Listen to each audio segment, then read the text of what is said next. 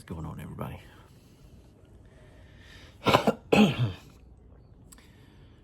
First cigar chat of 2025. 24 was a crazy year. Lots of stuff to talk about what happened, what went down with the show, and all that good stuff.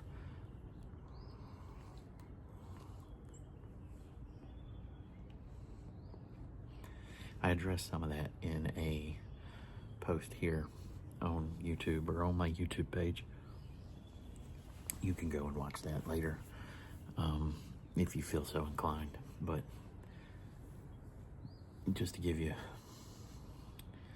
kind of a brief synopsis of it, we had a bunch of people that we were working with, and we found out a bunch of stuff that you're not supposed to do if you are broadcasting on air and if you are looking to buy radio stations, which we were and we did.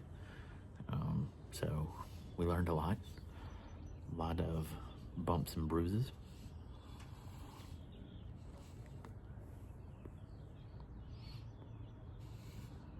The biggest takeaway from it is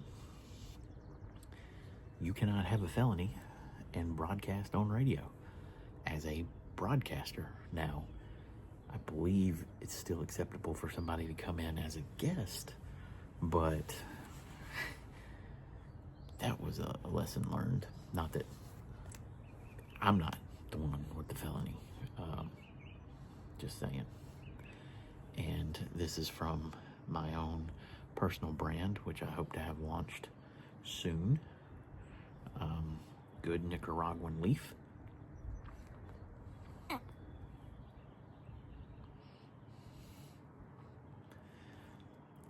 Full flavor. And again, hope to have it to market as soon as we can. There's a lot that goes behind bringing some of these to market. But Cigar Chat sometimes will deal with actual cigars, and then sometimes it's just me kind of shooting the shit. Just talking about whatever, anything and everything. And sometimes they're long, sometimes they're short, sometimes they're brief. I am outside, so you're going to hear everything you can think of. There may be kids playing later. There may be cars honking and police sirens, all that good stuff.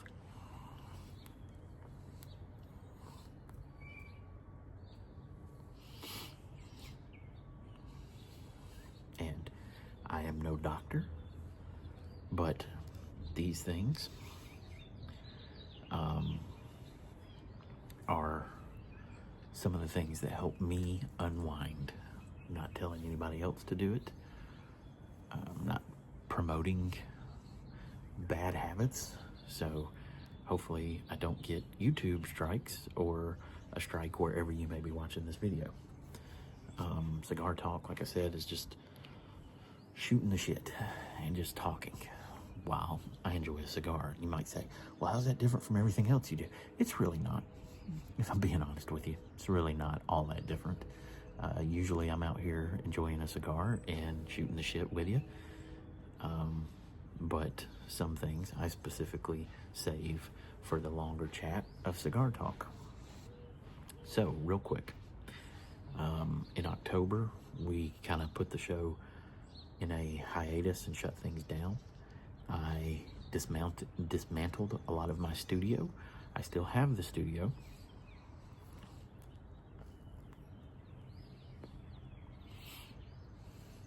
But I took a break and I went to what I refer to as my other love, movies and TV and stuff like that, and did some stuff in Atlanta. And that'll be gearing up again, hopefully next year. And we'll really hit the ground running with that.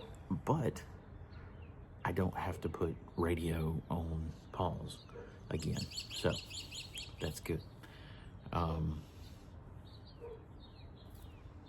For those of you that don't know who I am, I host a morning show called Nick B in the Morning, or I did, and I will again here soon.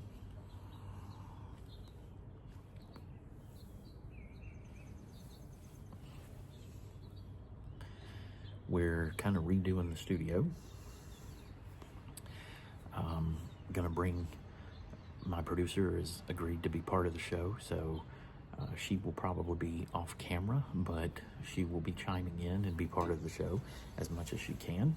We're actively looking to hire more personalities and more staff to be part of the new show, because we have some radio stations that are interested, and we're looking at making a good go of it for the third time. Third time's the charm, right? So be looking for more information about that up at nickbnation.com once we get that launched again, which we hope to have that back up and running here soon as well. I took the break because we had a lot of legal things that we had to go through, and now most of those legal things are dealt with, or they're about to be dealt with, or finished, finalizing, being dealt with, all that good stuff.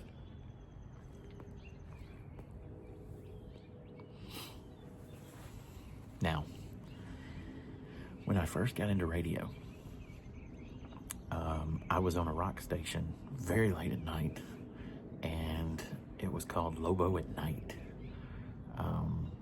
Lobo is one of my many nicknames, which, if you know the comic, you kind of know a little bit about it, but Lobo is basically the lone wolf.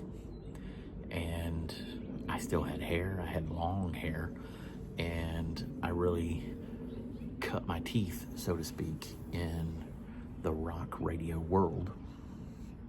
And I was doing that for a couple of years. I think I did that for maybe 2 or 3 years at various rock radio stations. Most of them don't even exist anymore today, which is the sad state of modern radio. You have a station for a while, like for instance, I'll give you a local radio station. We had one here that was called the Vulcan. We originally had a rock station that was called Rock 99. They kind of played classic rock, mostly 70s and 80s kind of stuff. They went away. They're now a talk station. And then we had another one come up that was called The Bear, 105.9 The Bear. Then it became 103.1 The Vulcan. That lasted for probably the longest out of any of them. We also had one that was called 97.3 The X, that really stayed around for a good bit too. 97.3 The X was awesome.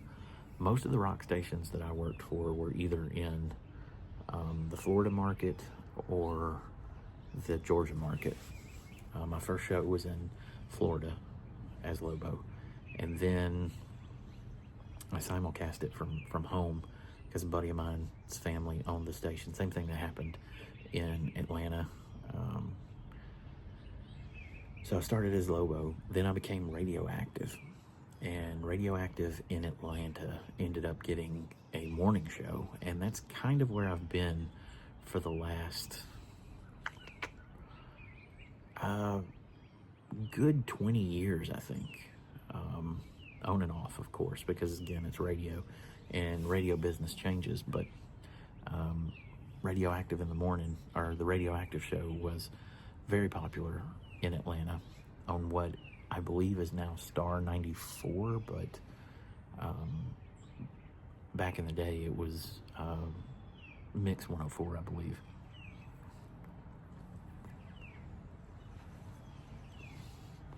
I had great times, learned a lot. Then I moved back to Birmingham and had the opportunity to get back on morning radio in my local audience with a low power FM, and it was like, I'll do this, get back into the swing of things. Took over as program director there, was really having a great time. And then the general manager and the owner, even though nobody really owns an LPFM, decided he no longer wanted me to work there because one of the other people that was involved with the station had some allegations, and I believed the allegations. At first, so did the owner, general manager of the station. His own daughter even said that she had experienced some of the things that this person was accused of doing, and somehow the general manager convinced his daughter that that's not what really happened.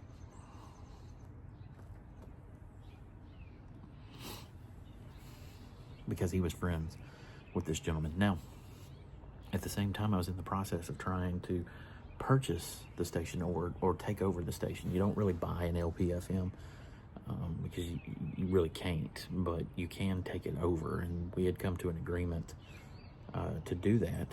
And that's when all of this about this individual came out. And then it looked like I may have had some bad information. I may have been lied to, whatever the case may be. That's how it ended up looking. I still don't think that's what went down. It could have been a setup because there was another guy that wanted the station too. I'm not faulting anybody. I'm not blaming anybody, and I don't regret anything of it because my entire life, my entire career has been devoted to helping women and children that have been battered, have been abused, anything like that. So when somebody tells me something like that might have been happening, I believed it. And without calling around and talking with people, I had people call me at the station and tell me, hey, y'all really need to look into that dude. That dude happened to be really good friends with the owner, general manager of the station. So I brought it to his attention. I didn't even finish the sentence. I said, there's been some people that have said he may have been acting, and the owner, general manager said, inappropriately. And that's when it was like, so maybe this has happened before. And then he proceeded to tell me there was somebody that used to work there that had kind of the same, similar events. It's not on me to determine if this person did it or not. That person said they didn't. These people said they did, but I reported it to my boss, the general manager, and the guy that I was trying to take the station or buy the station from. And turns out, according to him, it was all a big misunderstanding. And after he convinced his own daughter to change her mind on what happened, he decided that I was lying and no longer needed to be part of that station, and they didn't want to sell to me anymore. And it ended up being this great, huge mess. I'm not, I don't regret anything that I did, like I said, because I ended up buying a couple of great stations out of Florida from it. So, no regrets.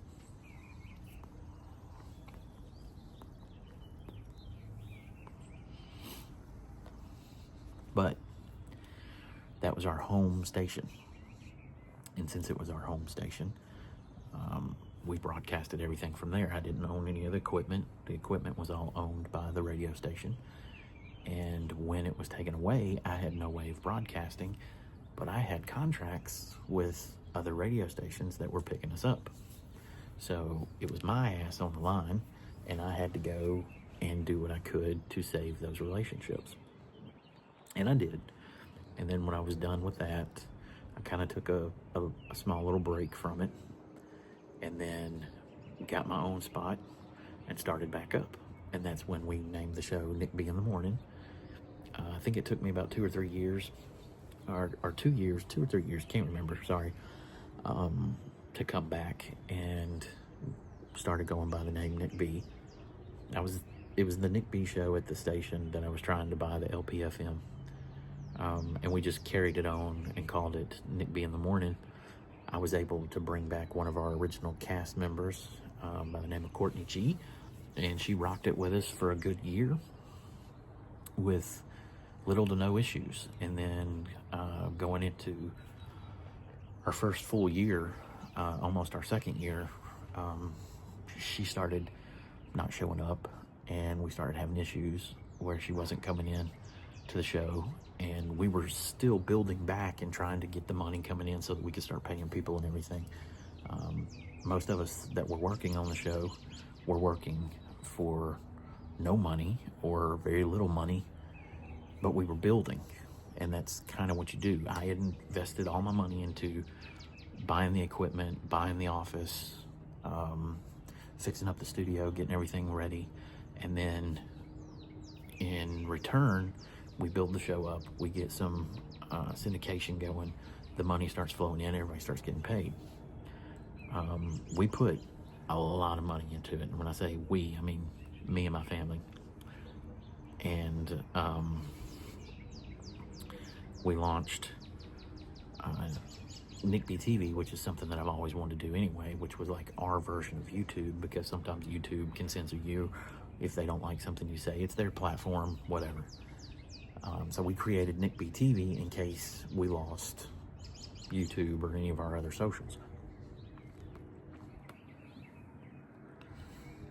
I spent a lot of money creating an app for smart TV too, and then decided I needed to get back into radio station ownership, and that's kind of when everything kind of fell apart. And we ended up having to take a break in October, and then now I'm building to bring it back. So Nickby in the Morning will be coming back. New cast, new crew. Like I said, we're actively looking to hire people.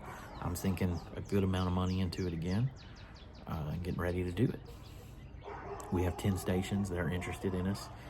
They're going to test the waters with us and see how we do. It's going to be kind of a different show. It's going to be way better formatted. And yeah, so that's kind of the gist of everything that went down in a short 17-minute video.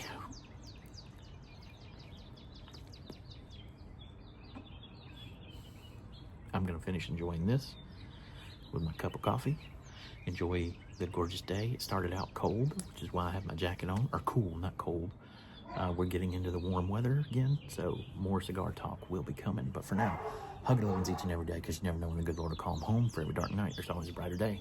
Life's just a party, and parties weren't meant to last. I'll see y'all soon.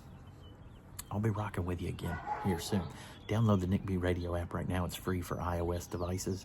Just search for Nickby Radio in the App Store, and listen to us, because that's where we'll be, when we first come back. So now you know. Y'all be good. Cigar Talk. See you soon.